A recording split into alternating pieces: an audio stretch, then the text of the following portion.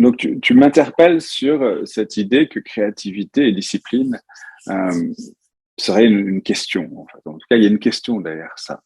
Et effectivement, je pense qu'il y a des questions. En fait. Et pour ça, je te remercie de m'avoir interpellé et je te remercie qu'on ait cette discussion parce que je pense que c'est une question qui est pas facile pour moi et puis qui est une question que plein de gens vont se poser. Que, effectivement, créativité, discipline, ça a l'air antinomique. Alors, la première, j'ai envie de commencer cette discussion en t'expliquant qu'est-ce que je crois avoir compris, en fait, derrière la créativité. Si tu veux, il y a 20 ans, quand j'ai commencé à faire ces recherches, la créativité, c'était une faculté de deuxième ordre, j'ai envie de dire. Tu vois, tu avais la raison, faculté de premier ordre, et puis tu avais la créativité, faculté de deuxième ordre. Alors, c'est déjà un progrès, parce que dans l'histoire de notre pensée en Occident, bah, la créativité, pendant très longtemps, a été méprisée. C'est Blaise Pascal qui disait que c'était la folle du logis, l'imagination. Enfin voilà, c'est une faculté négative à l'époque pour les philosophes, c'est-à-dire que tu as la faculté positive qui est la raison, et puis l'imagination empêche la raison de se déployer, si tu veux. Donc ça a été un progrès de se dire que finalement la créativité est intéressante. Et ce progrès, notamment une des personnes qui a fait beaucoup pour ce progrès, c'est Einstein, parce que justement il avait cette espèce à la fois il avait cette aura, cette stature, et puis il avait cette folie en lui, quoi. Et donc voilà, mais au début des années 2000, disons que c'est un sujet d'intérêt, c'est majeur évidemment pour le domaine artistique, mais sans non plus que les artistes se réapproprient ce mot-là, en fait. Pour être franc, le mot créativité, c'est un mot qui était marginal, puisque bah, il était, en tout cas dans ma perception, réservé aux créatifs de type publicitaire, aux créatifs d'entreprise, pas à l'art. Et quand j'ai commencé à m'intéresser à ça, petit à petit, j'ai compris quelque chose, je crois en tout cas, euh, c'est que c'est beaucoup plus important qu'on le pense. Euh, Si tu veux, ce que j'ai compris, c'est qu'en fait, il y a deux pensées qui sont strictement équivalentes d'un point de vue hiérarchie, qui sont d'un côté la pensée essentialiste et puis de l'autre côté la pensée qu'on pourrait dire créative, disons-le comme ça. Et c'est pour moi ces deux pensées-là, non seulement sont à égalité, mais elles sont complémentaires. Un peu comme tu es scientifique, donc tu comprendras cette référence, l'espace direct, l'espace réciproque. En fait. On parle du même objet, mais avec un point de vue différent. Et tu peux pas dire que l'espace réel et l'espace réciproque, il y en a un qui vaut plus que l'autre. C'est juste que la manière, les outils qu'on utilise sont plus simples à décrire avec certains outils qu'avec d'autres. Alors pour ceux qui sont pas tombés dans la théorie des ondes quand ils étaient petits, ben voilà, c'est juste deux manières de comprendre le monde différentes. En fait. Et ces deux manières, il n'y en a pas une qui vaut plus que l'autre. Simplement, dans notre culture, on a décidé à un moment, et ce moment je peux le dater, et ce moment je peux le comprendre, que seule la pensée essentialiste était importante. Alors la pensée essentialiste, c'est quoi? C'est cette pensée qui cherche à définir ce que sont les choses, à mettre les choses dans des boîtes, je vais le dire brutalement comme ça. Et donc voilà, c'est cette pensée qui a commencé avec les philosophes grecs, où ils se demandaient c'est quoi la vertu, c'est quoi l'honneur, c'est quoi, etc., etc., c'est quoi un homme juste. Et cette pensée a grandi en importance avec les mathématiques. Voilà, tu ne peux pas faire de mathématiques s'il n'y a pas la pensée essentialiste. Mais voilà, à un moment, la contraposée, cette pensée-là, qui s'appelait la métisse chez les Grecs, qui est une pensée de la ruse, une pensée de trouver des solutions quand il n'y a plus de solution, une pensée aussi de l'ambivalence, c'est la pensée du chasseur, par exemple, qui se déguise, enfin, qui fait croire qu'il est mort pour pouvoir sauter sur sa proie quand elle s'approche. Tu vois, il y a un peu de ça, cette pensée-là. Ben, elle a progressivement été considérée comme négligeable, peu importante, méprisable même. Et ce mouvement, donc de décalage de la pensée sérieuse et de mépris de la pensée créative, s'est amplifié avec l'arrivée au pouvoir des chrétiens. Pourquoi? Parce que les chrétiens ont cette idée que l'homme est détaché de la nature et tout ce qui rapproche l'homme de la nature, la pensée de la ruse, par exemple, c'est une pensée qui est très proche de la pensée animale, mais hein, c'est pas bon. Donc en fait, ils ont amplifié ce mouvement-là, ils l'ont pas créé, mais ils l'ont amplifié. Et nos institutions d'éducation sont le produit de ça, c'est-à-dire que la philosophia, enfin, philaïn sophia, ceux qui aiment la connaissance, en fait, sont au pinacle. Et puis, les gens, cette pensée créative est méprisée. Alors, ce qui est intéressant, c'est de comprendre que il y a, comment dire, il y a un fondement très important anthropologique, je crois, à cette distinction-là. La pensée, comment dire, la pensée essentialiste, c'est une pensée du temps immobile. En fait. C'est une pensée qui cherche à définir dans l'absolu ce que sont les choses. Et donc, c'est une pensée qui est très utile pour faire en sorte que rien ne change. Et d'ailleurs, tu vois, tu as une culture scientifique. Quand on aborde un sujet de recherche, on commence par définir ce sujet-là. Mais dès lors qu'on définit ce sujet-là, on l'enferme dans une boîte et c'est très difficile d'en sortir. Les artistes, au contraire, un rapport, les créateurs, créatrices, les personnes créatrices en général, ont un rapport à leur objet d'étude qui est très différent. C'est-à-dire qu'ils ne cherchent pas d'emblée à savoir ce qu'il est, ils y jouent avec, en fait, sans savoir. Et ça, c'est une différence importante. Parce que de ne pas chercher à enfermer ton sujet dans une boîte, dans un concept, ça te permet d'en sortir pour le plus facilement. Donc cette pensée essentialiste, elle est très liée à un temps immobile. Et il y a une autre pensée, la pensée créative, qui est très liée à un temps du changement, un temps de création, de destruction. Et voilà. Et cette distinction-là, c'est la même distinction que tu peux voir entre gestion et innovation. Les gens de la gestion, qui auront encore une fois, c'est une pensée qui est très importante. Enfin, je veux dire, tout mon travail, ça a été de comprendre qu'est-ce que c'est que cette pensée créative, mais je ne cherchais pas à m'opposer à la pensée socialiste, parce que j'ai adoré les mathématiques, j'ai adoré la science, et il y a quelque chose de très important là-dedans. Simplement, voilà, je m'aperçois de l'importance de cette pensée créatrice. Et cette pensée créatrice, c'est une pensée du changement. On avance sans savoir ce qu'on est en train de faire.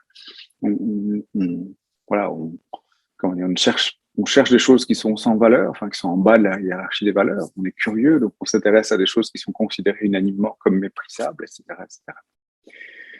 Donc voilà. Donc en fait, si tu veux, c'est normal que, en tout cas ma perspective, c'est normal dans notre culture que tout ce qui concerne la création en général, la créativité, cette pensée-là, soit en marge en fait. Mais c'est pas parce qu'elle est en marge de notre culture qu'elle est en marge en termes d'importance conceptuelle, si tu veux.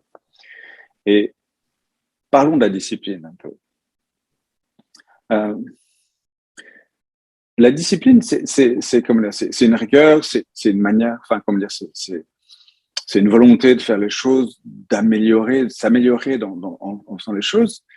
Et il y a effectivement un hiatus a priori, c'est-à-dire qu'on associe plus facilement la créativité, l'innovation à l'art de briser les règles, enfin, pas de les suivre à la lettre. En même temps, si on accepte cette idée que la pensée de création est une forme de pensée en soi, il faut lui donner cette même importance, c'est-à-dire se dire qu'il y a derrière cette pensée bien plus que des petites règles de fonctionnement. Il y a quelque chose de plus important, en fait. Et c'est cette chose plus importante que je vais essayer de toucher du doigt, de faire comprendre, de mettre en valeur dans ce projet que j'appelle l'Arsenal. C'est-à-dire de dire, prenons un exemple très concret. Dans notre culture, les gens qui ont cette pensée essentialiste en tête ont du mépris, en fait, c'est pas une généralité, mais ont souvent du mépris pour la pensée de type créatif. Et je pense qu'une des choses qui va permettre d'inverser cette tendance-là, de faire en sorte que les gens respectent cette pensée-là, c'est d'être capable d'en parler rigoureusement. En fait. Parce qu'à partir du moment où tu comprends qu'il y a une assise intellectuelle, qu'il y a une structure, que c'est pas juste on fait n'importe quoi en barbouillant les murs, enfin, tu vois, le côté peu découvre le clown en toi, que je respecte dans une certaine mesure, mais c'est pas ça. Il y a autre chose derrière. Il y a quelque chose de plus important. Est-ce que ça répond en fait à ta question par rapport à... Alors, du coup, là, oui. C'est une question de définition de mots, effectivement.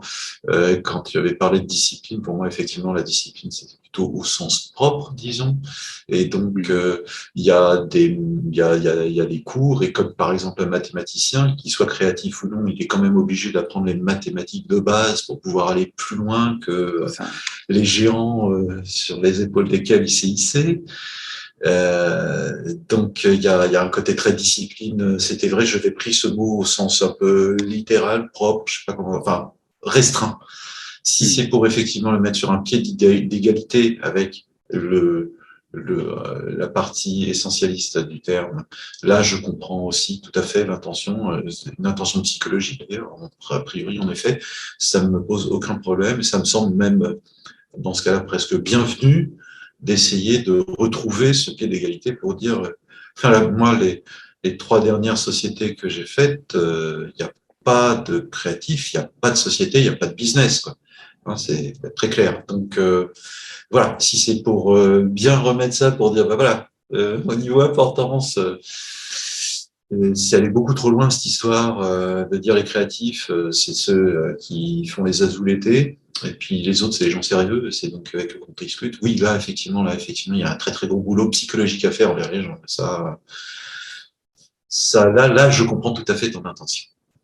Effectivement, et je pense que, encore une fois, c'est une intuition, je suis sûr de rien en faisant ça, mais j'ai très fort l'intuition que, par exemple, si les gens sont capables de montrer par l'exemple, en citant des gens célèbres qui ont été créatifs, que ce qu'ils ont fait correspond à ce qu'on cherche à faire, on aura peut-être plus de poids dans le dialogue, dans la discussion. Et donc, il y a un travail d'apprentissage, si tu veux. Une chose, par exemple, qui, moi, m'a frappé quand je suis entré dans ce domaine, c'est l'absence de référence rigoureuse à la réalité, si tu veux, je vais le dire comme ça. Pour moi, un cas d'étude comme Dyson, par exemple, que j'utilise beaucoup, c'est une expérience, en fait. Ce type-là, ces gens-là ont fait une expérience. Et donc, je ne peux pas concevoir, parce que j'ai été scientifique, donc c'est ma formation, je ne peux pas concevoir de parler d'innovation sans me référer à cette expérience-là et montrer comment ce que je dis, en théorie, correspond à la réalité de ce que ces personnes ont fait. Et ce qui était peut-être aussi une nouveauté, en fait, dans ce domaine-là. Enfin, j'ai apporté cette manière, cette pensée scientifique dans le domaine de l'innovation. Enfin, je suis pas le seul, évidemment, mais et voilà. Et dans cette analyse du cas d'étude, j'ai mis la même rigueur que je faisais l'analyse d'une expérience quand je fais la théorie en physique, quoi. En fait, voilà, c'est cette discipline-là dont je parle. En fait, tu vois ce que je veux dire? Je vois ce que tu veux dire et je peux pas m'empêcher de me poser une question à laquelle j'ai pas de réponse. On est bien d'accord, Vas-y. hein, tout de suite là, à la volée. Euh, Est-ce qu'on a réellement le droit d'analyser la créativité à travers le filtre des sciences? Parce que du coup, ce que tu fais, la méthodologie que tu emploies, la façon dont tu abordes le sujet, c'est comme un scientifique et donc du coup pas dans le sens créatif. Tu vois ce que je veux dire? Je suis pas sûr que ce soit vrai ce que je dis, mais là aussi, j'ai un petit doute. Comme je te dis, Ouais.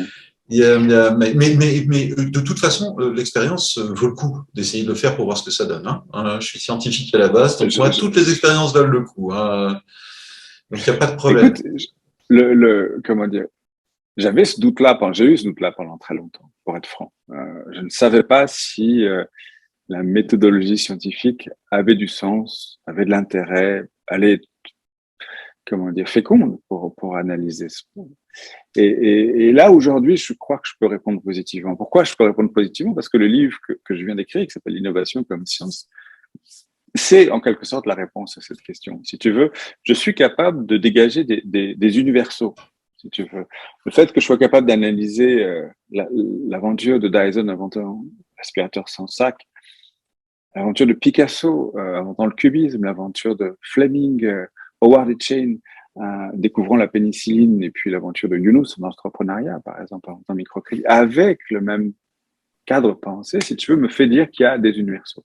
Et à partir du moment où il y a des universaux, il y a science, en fait. Parce que voilà, tu peux dégager, enfin, tu peux, si tu veux, t'extraire, si tu veux, de la dimension contextuelle. Tu peux dire, indépendamment des dates auxquelles ces gens-là, indépendamment de la durée, on retrouve le même pattern, en fait. Donc oui, je pense qu'il y a quelque chose de cet ordre-là. Jusqu'où ça va aller? Je sais pas, parce qu'encore une fois, cette pensée-là, on en est vraiment pour moi au tout début. C'est comme si j'avais ouvert une porte que personne ou très peu de gens avaient vue dans un mur. Et derrière cette porte, il n'y a pas une pièce, il y a une ville entière, il y a un château entier. C'est fascinant. Enfin, je veux dire. Euh, alors là, je suis obligé de dire, euh, je suis Vas-y. gêné, hein, mais je suis Non, sois pas franc. Hein, gêné. par J'aime ce contre, dialogue. J'aime je suis très les questions gêné. sont importantes. C'est Mais pour non, mais ça. là, c'est pas une question, c'est une remarque purement égoïste. Ouais. Moi, je considère que c'est un point de force de mes sociétés d'avoir compris ce que tu essaies d'expliquer. Et donc, j'ai pas trop envie que mes concurrents le comprennent. Si tu veux bien me pardonner. C'est assez horrible de dire ça. Hein. Là, je le conçois, mais là, je peux pas m'empêcher d'y penser. C'est affreux. C'est affreux. Non, c'est au-delà de ça, puisque de toute façon, on n'est pas destiné à être là tout le temps, donc autant que ce qu'on a compris soit partagé. Non, il y a effectivement une dimension je dirais pas de mépris, parce que mépris, ça voudrait dire que ce serait fait exprès, quelque part. Et moi, ce que je vois, c'est pas que c'est fait exprès, c'est qu'on n'a pas l'habitude, on voit pas à quoi ça sert. Ça rentre pas dans le cadre qu'on a défini, cette histoire de créatif. Qu'est-ce que vous voulez que j'en foute ça va pas rentrer. Voilà. En gros, ça rentre pas. Ça. Et bon, et puis il y a des sociétés qui savent le faire, on n'aura qu'à téléphoner, bref. Et donc non, je pense que toute start-up digne de ce nom, elle a besoin d'abord et avant tout d'un service créatif violent, puissant. Et donc on peut pas ignorer cette dimension à l'heure actuelle. Tout le monde te dit le business de demain, c'est de l'innovation, donc ce n'est pas la peine d'essayer de financer. Le cœur de l'innovation, il est fait par des créatifs, comme on l'a défini. Du coup, le cœur du business de demain, c'est les créatifs, c'est pas les mecs qui sont extrêmement puissants en maths, ce qui n'empêcherait pas qu'ils soient créatifs aussi. Hein, mais c'est pas en étant puissant en maths aujourd'hui qu'on pense que ça fera le business de demain. Voilà. Et donc, je suis 100% d'accord avec toi là-dessus. Donc, une discipline, pourquoi pas, voyons ce qu'il en sort. Et je suis impatient d'avoir ton livre pour lire ça et vérifier dans le détail. Je vais rebondir sur ce que tu dis. Comment dire effectivement, tu touches du doigt quelque chose qui est intéressant et important. Moi, comment dire, encore une fois, je suis un scientifique, c'est-à-dire que j'ai été élevé dans cette école de pensée qui dit dès que vous découvrez quelque chose, partagez-le avec le monde. Si tu veux, c'est le contraire peut-être comment dire, du guérisseur dans des sociétés plus classiques qui garde son savoir pour lui-même parce que derrière ce savoir, il y a un pouvoir. Donc oui, effectivement, j'avoue que je suis vraiment impatient de partager ce que je comprends et ça peut parfois être embarrassant. Mais en même temps, j'ai envie de dire, comment dire, alors c'est très prétentieux ce que je veux dire, mais j'ai l'impression que je vais peut-être, ou on va peut-être dans l'arsenal, dans tous ces gens qui vont porter ce sujet, t'apporter à toi des choses aussi. Enfin, peut-être que tu auras raté, peut-être, enfin, tu disais que j'avais pu parfois mettre des mots sur ce que tu vivais, sur ce que tu vivais personnellement. Tout à fait. C'est aussi mon intérêt, enfin, de voir que peut-être que je te permettrai, ou à toi et à d'autres, d'être plus efficace encore. En tout cas, c'est un espoir que j'ai très fort, quoi. Mais il n'y a pas de problème. Ce qui est très intéressant pour moi, c'est les mots. Je pense que alors c'est moi qui écris la plupart des documents dans ma société, les trucs, les présentations, voilà. Et donc pour moi, les mots c'est très important. Voilà. C'est vrai qu'on est dans une époque où plus personne ne lit, mais pour moi, ça reste critique. C'est le média, the one. Voilà, number one. Après, il y a le reste, mais c'est d'abord l'écrit. Et donc j'ai adoré les mots que tu as mis sur ce que je vivais. C'était vraiment quelque chose. Ça m'a plus libéré qu'autre chose. C'est pas tellement que ça m'a fait comprendre des choses, puisqu'en fait quelque part inconsciemment je les savais. Ça me les a montrés nus, quoi, sans les voiles que moi je me mets ou qu'on a tous, quoi d'ailleurs. Et du coup je suis réconforté. Je me comprends mieux. Voilà, ça c'est pour moi ça a été un moment. Je te dis, c'était une révélation ta conférence, la première. Mais mon Dieu, quoi. Je me suis dit, mais c'est pas possible. Je suis venu de porte direct quand je suis sorti. C'est pas possible. Voilà, parce que c'était un moment, une révélation pour moi. Mais ce que tu partages, et merci de partager ça parce que je trouve ça très touchant et encore une fois, enfin, j'adore cette discussion avec toi. C'est quelque chose que d'autres m'ont partagé, en fait. Tu vois, quand j'enseigne, ça m'est arrivé, et à mon grand étonnement, d'avoir des étudiants et des étudiantes qui viennent me voir bouleversés par la matière du cours. Pas par moi, par la matière du cours. Parce que pour la première fois,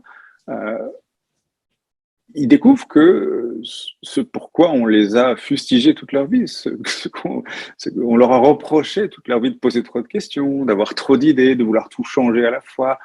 Ben ça, enfin, c'est une qualité. Hein. Tu vois ce que je veux dire? Et derrière cette remarque, cette réalité, il y a aussi le fait que, euh, voilà, nous autres, j'ai envie de dire, personnes créatives, personnes vivant de la création ou étant dans la création, on a besoin de comprendre que on a un état d'esprit commun. En fait, on a vraiment quelque chose en commun. Tu vois, on parlait de discipline, on parlait de dojo, cette idée d'arsenal. Je mêle deux choses. Je mêle le Fab Lab, l'idée de partager des outils, de construire ensemble des choses, et puis l'idée du dojo. Et qu'est-ce qu'il y a derrière pour moi l'idée du dojo? Il y a, il y a trois choses. Il y a tu as fait des arts martiaux, tu le sais, mais peut-être tout le monde ne le sait pas. Il y a des connaissances, il y a un état d'esprit, et puis il y a des réflexes, enfin, je dirais. Et voilà, et on apprend ces réflexes, on apprend ces réflexes avec le temps, en sorte que le corps les fasse sans que la pensée le fasse, tu vois ce que je veux dire. Et puis surtout l'état d'esprit. Moi, j'adore parce que j'ai fait des arts martiaux. Euh, mes enfants font des arts martiaux, donc à chaque fois, et j'adore ça quand l'enseignant, quand le maître, je veux dire, au milieu de son cours, s'arrête de faire des exercices physiques pour parler d'histoire pardon, de karaté, de qu'est-ce que c'est, de transmettre cet état d'esprit, le fait que, ben voilà, quand les grands maîtres disent si tu blesses ton adversaire, tu te blesses toi-même, enfin, etc. Tu connais ces phrases-là, mais ils transmettent un état d'esprit. Et j'aimerais aussi le côté discipline, il est vraiment lié à ça. Il y a des choses à connaître, il y a des choses à faire et à ne pas faire. Et j'espère qu'on va arriver à, à, à rendre tout ça cohérent, ce qui ne l'est pas encore, car j'ai l'impression, quoi, en fait. Là, clairement, je pense qu'on arrive dans un nouveau, comme tu le disais, hein, il y a 20 ans, on découvrait un peu le sujet quelque part, et maintenant, Ouais. bon, vous n'êtes pas beaucoup à vous poser vraiment les questions et à travailler dessus.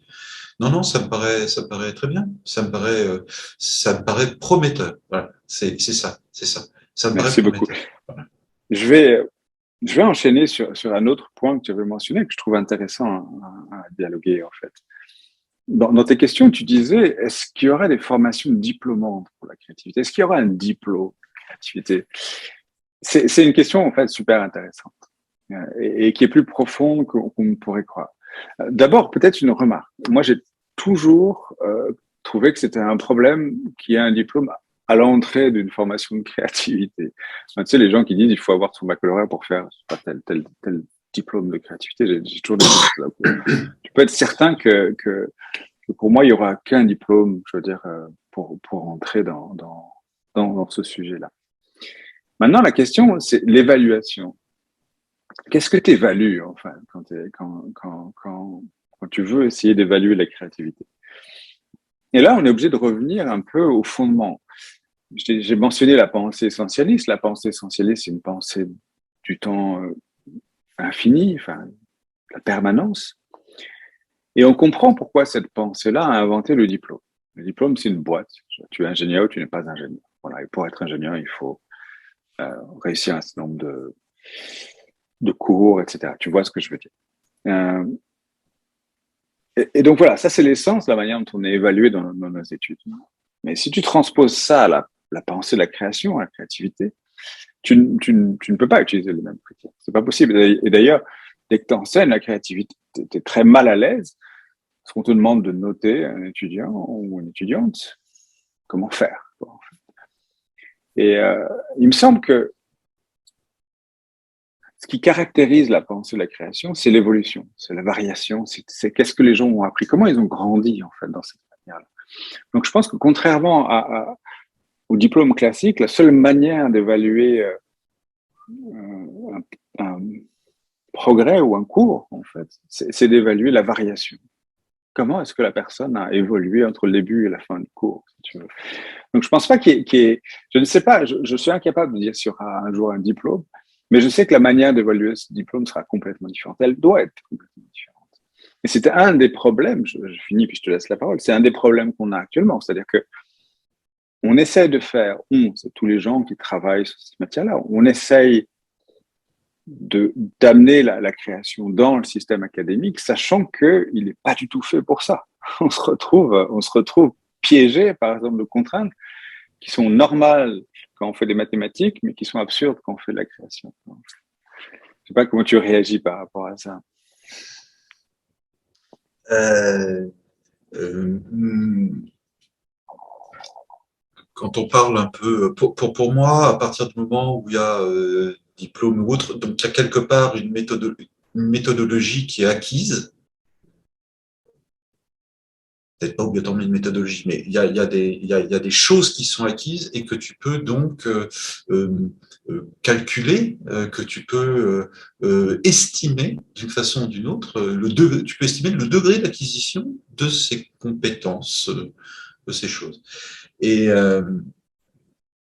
le truc, c'est que après, là, ça touche directement le fond du problème.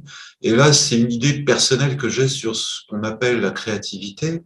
Vas-y. Moi, mon idée de ce qu'est la créativité, de fond, c'est quelque chose qui est intrinsèque à la personne.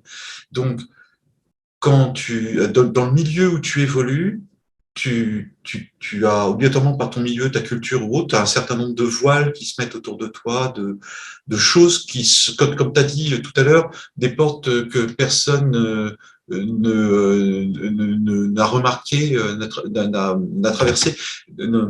Le mot exact pour moi, c'est personne n'a remarqué ces portes en fait. Elles sont là, tout le monde les voit. Tout le monde les voit, mais personne ne les remarque. Quoi, tu vois, c'est donc il y a deux caractéristiques, disons, pour moi, deux états distincts dans cette créativité.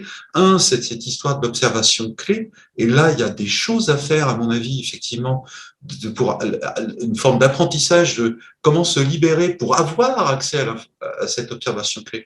Mais la deuxième partie, c'est qu'est-ce que je vais bien pouvoir fiche de cette observation clé. Et là, je vois pas comment tu peux apprendre quoi que ce soit à quelqu'un, où tu peux lui montrer ce que d'autres ont fait, mais justement, la créativité, ce sera autre chose de toute façon. Donc, la seule chose que tu peux montrer, c'est que il faut réfléchir en dehors des cadres. Il faut arriver à trouver des solutions qui ne sont pas les solutions classiques. Il faut des trucs qui sont parfois débiles. En tout cas, ça peut paraître. Moi, j'ai eu une idée un jour, il n'y a pas si longtemps que ça, il y a 2 ans. C'était tellement pas. Je suis pas arrivé à juger si c'était une bonne ou une mauvaise idée. Impossible. Tout seul en me disant mais ça c'est bien, c'est pas bien. Impossible. J'ai dû téléphoner aux autres pour leur dire, alors voilà, j'ai eu cette idée, vous ne moquez pas, qu'est-ce que vous en pensez? Et là, ils ont tous dit, oui, c'est génial parce que ceci, cela, mais moi, j'ai éprouvé un très, très gros doute. Alors, je ne dis pas que l'idée était pleinement créative, mais c'est vrai que ça sortait des sentiers battus dans lesquels on était jusqu'à présent, et qui posaient problème d'ailleurs. Donc, tu vois, sur le premier point, se libérer, débrider cette observation clé, je comprends qu'il y ait des choses à faire. Et sur ce deuxième point, je ne comprends pas. Voilà, là, je ne sais pas ce que t'aimerais, ce que tu vois, que tu pourrais donner, apporter. Là, j'arrive pas à voir. Là, alors, c'est peut-être un état d'esprit. Hein, non, tu touches du doigt quelque chose qui est fondamental. Et vraiment, tes questions sont ultra pertinentes. Je ne pourrais pas enseigner à quelqu'un la solution à son problème. Mais je pense qu'on va bientôt être, ou on est en position de pouvoir expliquer, comment dire, quel chemin il peut prendre pour trouver cette solution-là. Tu vois ce que je veux dire? Comment dire? Je vois ce que tu racontes. Ce que tu racontes, par exemple, en disant, bah, cette idée, quand je l'ai eue, je savais pas si c'était une bonne ou une mauvaise idée, c'est complètement partagé, c'est universel. Si tu veux, quand tu regardes les personnes innovatrices, ceux qui ont réussi par le passé cette aventure fantastique, ils se retrouvent tous à ce moment-là face à cette ambivalence-là. Et c'est génial de le comprendre, et c'est génial, ton réflexe, qui est un réflexe acquis par l'expérience, par l'intuition, c'est le réflexe que j'aimerais transmettre aux autres, ceux qui connaissent pas cette pensée-là, de se dire, mais voilà, c'est normal que vous ne sachiez pas. Parce que ce que vous avez à faire, il faut sortir de la dichotomie bonne versus mauvaise idée.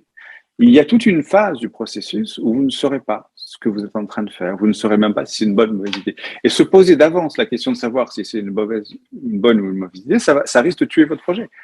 Il faut le développer. Tu vois ce que je veux dire?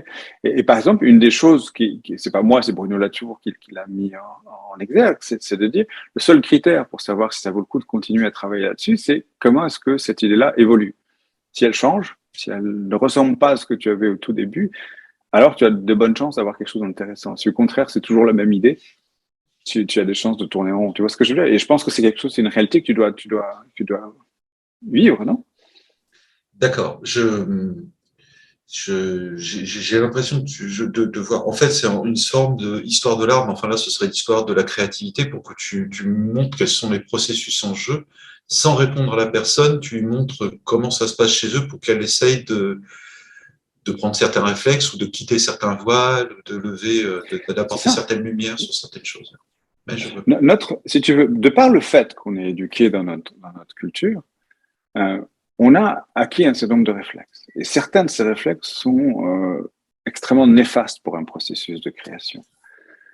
Quand je te parlais tu vois, d'avancer sans savoir ce que tu es en train de faire, c'est exactement, tu illustres parfaitement ça. Est-ce que c'est une bonne ou une mauvaise idée? Je ne sais pas. J'avance et puis on verra.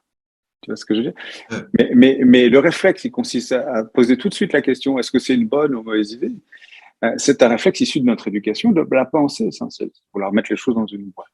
Et voilà un bon exemple de ce que je comprends. Et je vais t'en donner un autre, en fait. Une des choses que je crois avoir apporté dans ce domaine, c'est de comprendre qu'il y a des tensions permanentes dans ce processus. Il y a une première tension qui est entre obsession et curiosité. Il faut être obsédé pour innover, il faut avoir un problème urgent à résoudre, important, et puis en même temps, il faut être capable de regarder ailleurs. Ailleurs, c'est ailleurs que les choses belles, ailleurs que les choses importantes, ailleurs que le cadre, on va le dire comme ça. Et comment dire, je ne pourrais pas, sans doute, aller au-delà de dire il y a cette tension, il faut la vivre, il faut être à la fois obsédé et garder cette capacité d'être curieux. Mais inversement, je peux dire quelque chose, je peux affirmer quelque chose de très fort, c'est que si vous êtes obsédé sans être curieux, ou si vous êtes curieux sans être obsédé, vous êtes sûr de ne pas réussir. Tu vois ce que je veux dire? C'est intéressant, je crois, de savoir comment tu es certain d'échouer. Tu vois ce que je veux dire? Alors, je ne vais pas te donner la Tout à réponse de fait, tout savoir à comment fait, réussir, tout à fait. mais Oui, être oui. certain d'échouer, c'est déjà, ça balise le territoire. Tu vois ce que C'est je veux pas dire? faux, c'est pas faux, c'est pas faux. C'est pas faux. Oui, oui, oui, je comprends tout à fait et je suis tout à fait d'accord. C'est vrai que c'est pas un sujet linéaire comme une science ou quelque chose comme ça où il y a eu un assemblage de connaissances claires, bien définies, qui ont fait un livre et tu es sur le livre et tu es tout le temps dans C'est le ça. livre qui t'explique ce qui Et se non passe. seulement C'est il n'y pas a pas ça, c'est pas ça, ça, c'est pas ça. non seulement il n'y a pas ça, c'est-à-dire qu'on n'a pas ce corpus intellectuel. Enfin, prenons la science, ça fait 400, 500 ans qu'on a du matériel, quoi, et puis des génies qui sont venus avant nous expliquer, etc. Non seulement on n'a pas ça, mais on doit se battre par rapport à des réflexes qui sont issus d'une autre forme de pensée, qui, encore une fois, est tout à fait respectable, mais c'est juste pas une pensée qui va aboutir à la création, quoi. Donc, et tu le vois sans doute, toi, comment dire, quand tu es entrepreneur et que tu crées une start-up et qu'elle arrive à un moment où elle est en régime de croisière, je crois, enfin, laisse-moi deviner, mais ça t'intéresse plus à ce moment-là, tu vas faire un autre projet. Ben voilà, Mince. le côté, Je viens d'accueillir des investisseurs. Ah non, mais c'est énorme. Je viens d'accueillir des investisseurs. Donc c'est un processus extrêmement long parce qu'avec le Covid, ça a duré plus de 2 ans, cette histoire. Et une des dernières questions qu'ils m'ont posées, c'est donc quand on sera arrivé au stade 2, on est bien d'accord qu'on va faire ça comme plan. Et moi, j'ai dit non, non, quand on va arriver au stade 2, vous allez trouver quelqu'un d'autre que moi. Ils m'ont dit non, mais qu'est-ce qui se passe? J'ai dit, mais moi, si c'est pas le processus initial, ça m'intéresse pas, les mecs. Et mais c'est ils ça. m'ont regardé avec des gros yeux, des investisseurs. Je m'étais dit, bien, pourtant, c'est facile à comprendre. Moi, dès qu'il y a des gens, que ça devient humain, t'es dans d'autres relations. C'est pas l'aventure, quoi. C'est autre chose. C'est Mais très bien c'est aussi. c'est- c'est une autre Mais c'est pas ça. aventure. Voilà, C'est c'est une la, autre c'est la aventure. Mais moi, gestion. c'est pas celle-là que je veux, Mais moi. la gestion, c'est du temps immobile, je veux dire. Ah oui, oui, moi, je veux Et la Karine et création. Scylla, je veux les deux à la fois. Faut que ça bouge, quoi.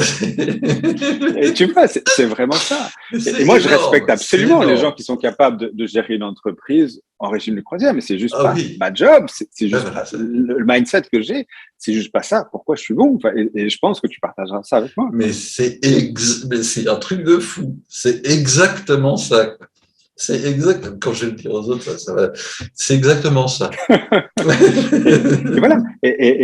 Et autant, je pense qu'on a accumulé des centaines d'années d'expérience sur comment gérer une entreprise, autant on n'a pas ce recul et on n'a pas encore, voilà, autant de matériaux pour comprendre comment passer de 0 à 1 et à 10, si c'est à 10 qu'on vend une entreprise, tu vois ce que je veux dire. Ouais, ouais, Donc voilà ce que je cherche à faire, voilà ce qu'il y a derrière l'arsenal, voilà comment ce projet un peu flou qui va grandir avec vous, mais j'espère qu'il va se faire parce que bah, je pense qu'il y a quelque chose à creuser derrière ces questions-là, quoi. Ah ben alors, là, je suis 100% d'accord.